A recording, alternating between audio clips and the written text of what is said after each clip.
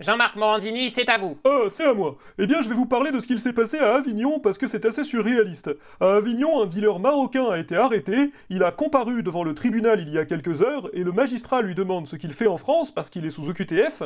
Sa réponse: ah bah j'avais oublié que j'étais sous OQTF. C'est totalement surréaliste, vous ne trouvez pas? Alors il y a autre chose qui est surréaliste, qu'est-ce que vous foutez là? Hein? Bah je... Vous êtes condamné pour corruption de mineurs, vous êtes un pédocriminel, qu'est-ce que vous foutez encore à présenter la télé comme si de rien n'était? Bah c'est-à-dire que je... Bah vous savez, chez nous, ça dérange pas grand monde. Ouais, c'est sûr qu'en même temps, il y a pas grand chose qui vous dérange.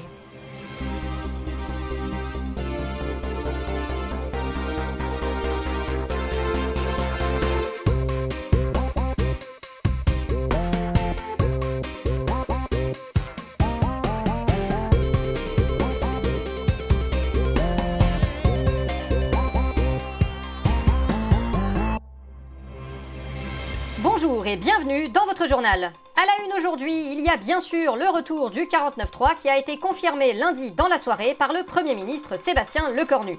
Écoutons un extrait de la déclaration. C'est la faute des autres d'abord. Na.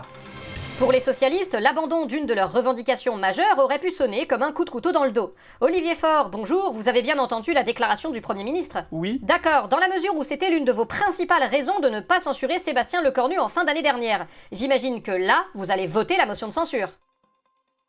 Bah c'est-à-dire que en fait le truc c'est que la conjoncture fait qu'on doit admettre que dans un certain cas de figure, si on prend en compte le point de vue de la Congo-Lexico... Le retour du 49.3 acte surtout l'impossibilité pour le gouvernement d'obtenir un véritable compromis sur le budget. Il faut aussi dire que... Eh bah alors, qui c'est qui avait raison? Qui c'est qui avait dit depuis le début que ça finirait comme ça? C'est vous, Éric Coquerel. Voilà, merci. Alors que le recensement de la population française a lieu en ce moment pour l'année 2026, une question très intrusive pour connaître le pays d'origine des parents des personnes interrogées a créé une polémique. Gérald Darmanin, pourquoi l'État tient-il à connaître l'origine des parents des gens? Oh, pour rien, vous inquiétez pas, c'est accessoire. Si c'est accessoire, autant supprimer la question alors. Ah bah non, ce sera très utile quand on commencera à... Quand vous commencerez à quoi? Quand vous commencerez à quoi?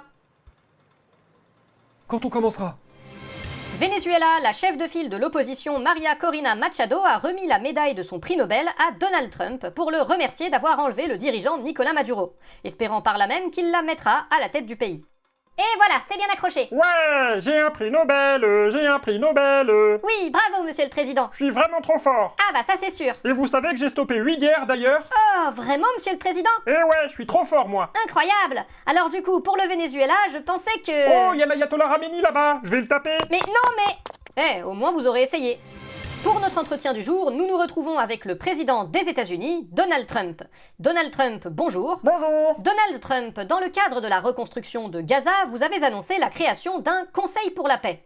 Le but de ce conseil est, à court terme, de gérer la reconstruction de Gaza et, à plus long terme, de concurrencer directement l'Organisation des Nations Unies. C'est bien ça? C'est pour faire la guerre et la paix d'abord, parce que comme ça c'est juste moi que je décide moi. Mais n'est-il pas problématique que les Gazaouis n'occupent que les strates inférieures de cet organe décisionnaire? Les Palestiniens ne devraient-ils pas être associés à la reconstruction de leur territoire? Je m'en fiche parce que de toute façon c'est que moi que je décide moi. D'ailleurs, la France a d'ores et déjà annoncé qu'elle ne participerait pas à ce stade à ce conseil. C'est que d'être nul et je vais leur mettre 20 000 milliards de milliards de droits de douane d'abord, parce que c'est trop des nuls d'abord.